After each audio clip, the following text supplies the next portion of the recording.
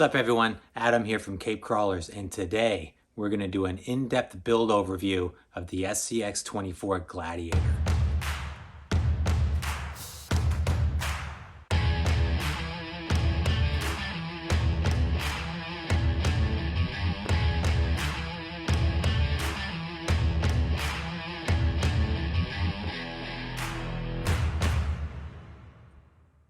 So the Gladiator is my first microcrawler, really my first RC vehicle that I've ever had. So I got it for two reasons. I got it because I have a 2021 Gladiator Rubicon in the Hydro Blue. Looks just like this. So I thought this would be kind of like a cool novelty item just to have. And second, I got it because my wife and kids were visiting family and out of town. And I was really looking for something to do just to kill the time. So I picked this up at the local hobby shop after seeing it online and took it out in the woods with me with the Jeep. And as soon as I opened the box and started playing with it, within 10 or 15 minutes, I was completely enamored by it. I mean, just watching it crawl and articulate over obstacles. I remember I was out there in the woods, like laughing hysterically to myself because I was having so much fun. I couldn't believe it. And then when I found out that you could upgrade them, spend $20 here, $15 there, and see real performance gains, it was all over. I became obsessed with tinkering and modifying and upgrading, and here we are today. So let's go over this thing. I'm gonna break this up into, let's do 3 parts. So we'll do kind of the appearance upgrades, then we'll get into the chassis and suspension, and then we'll look at the drivetrain. So let's dive into this. I will put all of the links down in the description down below for the products on the Gladiator if you want to check them out. I'll also say before we get going that the Gladiator is by no means a shelf queen. It is purpose built. All of the upgrades that I did to it, aside from maybe just 1 or 2 aesthetic upgrades, were really done with performance in mind and to address challenges and obstacles that I was running into. So everything is built with the idea of enhancing performance or lowering the center of gravity, all with the idea of generally enhancing performance while also keeping a good balance of aesthetics and scale realism. So as I go through the build, I'll kind of explain why I did it and the benefits of each mod. All right, let's start with the appearance first, with kind of the aesthetic look of it. So the first thing you probably notice is this big Endura front bumper. So the metal front bumper. This is a Stinger style, not the super pointy Stinger style, but still the Stinger style nonetheless. And I got this mainly because I like the look, but it does have function to it. The idea of a Stinger bumper is when you come down at an extreme angle, it stops you from flipping over frontwards, which this one actually does. I like this bumper a lot. One thing that does stick out quite a bit, if you can see that, it's about 1/4 of an inch more than a lot of other bumpers that I've seen. But I do still like it. I enjoy it, and it's good for my purposes. I did flip the bumper mounts to raise it up, so I still get that pretty strong approach angle despite the bumper sticking out really far. I also did the Endura metal rock sliders here. This was a little bit of scale realism and also function. They do work really well. I was finding with the Gladiator that the Lexan body would get hung up on rocks while I was, especially over breakover. So these rock sliders really do help. And you can see they're pretty scraped up because I do take it out a fair amount and they do their job. It really helps slide over the obstacles when you get hung up in the middle. The wheels and tires. So the wheels and tires are a big one here. I went with the Endura stamped steel beadlocks. These are essentially the same thing as the RC 4-wheel drive units. I love these wheels because you can flip the hubs on them. They're 4-piece wheels. So you can flip the hubs, which gives you not only this nice deep dish look, but also gives you a good amount of width. So with the wheels and tires set up this way, you get about an extra 3 or 4 millimeters of width on each side, I believe. So that was a good benefit.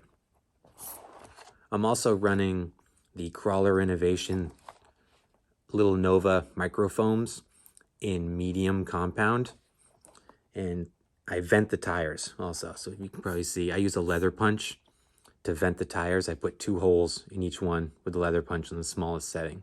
And it really allows the tires to grab onto obstacles. These tires are great. They're tall, they're wide.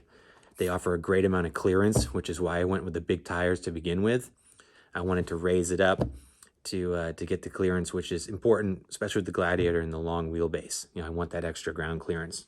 And these big boys are really the biggest tires you can get for the 24s. So the tires are the little guy racing parts, Trail Kings. And these are the 3rd set of tires that I've put on this Gladiator. I started off with the Proline Hyraxes, which are great for a smaller tire. Then I went to the Scramblers, which is a big step up. And then I ended up going to these big boys here. Mainly just because size matters. You know, not really, but I wanted the width, actually. You know, so these are about the same height as the Scramblers, but they're significantly wider. And I felt like they were softer and grippier. So I went with these because I wanted the biggest tire available to get the big footprint, both for stability and also for clearance. So I've had great luck with these tires. Really love them. They grip really well in pretty much all conditions that I've come across. So super happy with the tires. I'm also using Endura brass rings inside the wheels just because I'm really looking to keep the center of gravity low. When I switched to the portal axles, I actually lost some significant weight. So I added the brass rings as just a kind of a method to counteract that. I also trimmed the fenders. So you can see it's got kind of these custom trimmed fenders here. When I did this, I didn't just want to hack the fenders off, you know, and make it just naked, really. I did a lot of research online about what fenders I would buy if I was going to buy steel fenders for my Gladiator. And I found a set that I really liked, so I kind of modeled this trim after that. I did the front and rear. And I used sandpaper to smooth them out and kind of shape them. And then I spray painted underneath the inside to give it kind of that finished scale look. And trimming the body was really a necessity.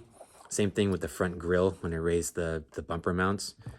Really had to do this out of necessity, not so much out of desire, because when you flex these big tires, you need that extra clearance, especially in the back. You can see the tires basically wrap around the fenders. I could get more clearance if I wanted to cut those fenders more. But or I could get more flex rather if I want to cut those fenders more, but I'm not interested in doing that right now. So I think that's probably it for the exterior and the appearance. Let's move on to the chassis and suspension. So let's open this up. So first off, with the chassis, I am running, this is a new addition, I'm running the Grizzly Works low center of gravity chassis. So this is these 2 pieces here, which allows me to flip the battery with the ESC. So now the battery is mounted up in the front and it's at a nice angle here, which really lowers that center of gravity, which is great because I'm always chasing that low center of gravity with this rig. So that's been a great addition. I really like it. I haven't tested it a whole lot, but so far it's been excellent. It also has a variety of shock mounting positions if you wanted to use these mounts, which I do not, which we'll get into when we look at the shocks. But I like to do the frame mounting, if you can't tell. Let's move on to the shocks. So suspension components, I run the RC Lions 43 millimeter double barrel shocks. I mount them to the frame to get that extra articulation. And that was one of the first mods I did to this, even with stock suspension, was to move the shocks to the frame, because I found on YouTube that was a good way to get extra articulation, and I'm obsessed with articulation and flex. So that was one of the first things I did, and I've maintained that during this whole build. So even though that does raise the body up, I kind of counteract that by using stock springs or no springs at all, because I'm trying to get that body to sag, but I still want to get all that articulation and all the benefits of the long travel suspension. So RC Lions, got them on Amazon. They've worked great. They don't bind. They operate nice and smooth. I never had any issues with them. Some of the other brands that I've tried, they bind pretty significantly and they just take a lot of work to get set up properly. These have worked fantastic out of the box with just the spring modification and the way that I've had them set up. I do run them upside down, and that's a newer development. I ran them correctly for a long time and didn't have any issues, but I'm just looking for every bit of benefit that I can get. And the idea of running them upside down is that they collapse into themselves a little easier, and it just eliminates binding just a tad. So if we flip this over, for the linkage, I'm running all Endura aluminum linkage. These are the high clearance links. I'm running the Endura skid plate as well. And I did do the 4-link conversion in the front. Again, just to give it a little more articulation, to get away from the 3-link. The 4-link seemed to really help. I'm also running kind of DIY limiting straps. If you can see that, those rubber bands I wrap around the linkage, those are my limiting straps. Because with the double barrel shocks, when they unload going uphill, you flip over very easily. So the limiting straps really helped with that. For steering and servo, I'm running an Emax analog servo on the Endura aluminum tray with the Endura servo horn and also the Endura aluminum steering linkage. The portal axles come with a nice aluminum linkage, but the mounting point is more towards the center of the steering, and I was finding that as I turned, it was binding up against the frame, and it was getting stuck. I was losing my steering. So I switched back to the Endura linkage, which has the mounting point more towards the wheel, and that eliminated my binding issues and gave me a free steer in this really low stance position.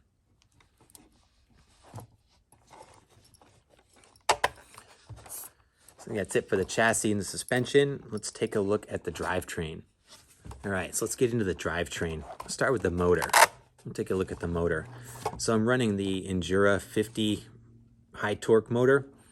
This is their new Pro 50 motor that they just came out with fairly recently. I like it. I had the Endura 66 turn motor prior. I like that too. This seems to have more torque and is a little more smooth. So I'm pretty happy with it. It comes with the nice mounting plate and everything, direct bolt on, super easy mod, and was nice to have that extra power to push around all this extra weight and give me that extra crawling ability. Probably do a brushless system as my next big upgrade, but that won't be until the fall or winter. I'm really happy with how it's set up now, so I'm not in any big hurry to do that type of upgrade. Let's flip it over and look at the axles and drive shafts. So I'm running metal drive shafts, front and rear, from Endura. I really got these primarily just for weight addition. I didn't have any issues with the stock drive shafts, but I was just really looking to add more weight down low.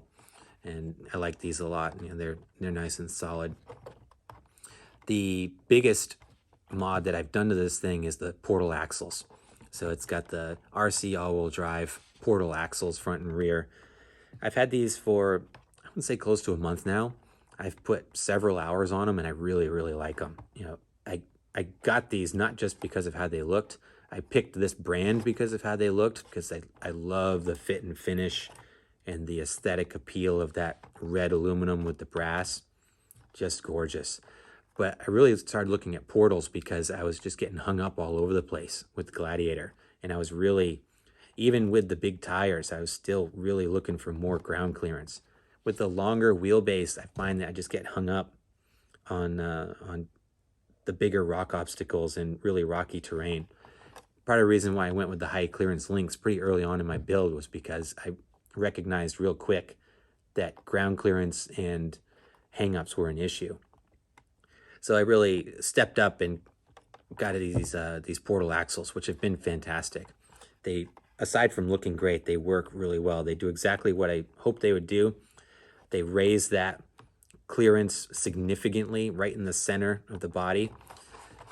I was a little concerned about the C-hubs at first, you know, looking at the reviews and just looking at them in pictures and other people's builds. You know, it just looks like those hubs would hang up all over the place. But I've run these a few hours at least, and I haven't had any issues. I've run them on some really gnarly, rocky terrain, and I've tried purposely to hang them up here on our course, and it's difficult to hang them up. I don't find that they bind up on much in general. So I'm really happy with them. I'm really glad I went with the upgrade. They do raise the truck significantly. So when I put these on, I had done a tremendous amount of work to get this thing to sit nice and low and droopy. And then I put the axles on and it lifted it up like a monster truck again. And I was kind of disappointed at that point, but I countered that with the shock position.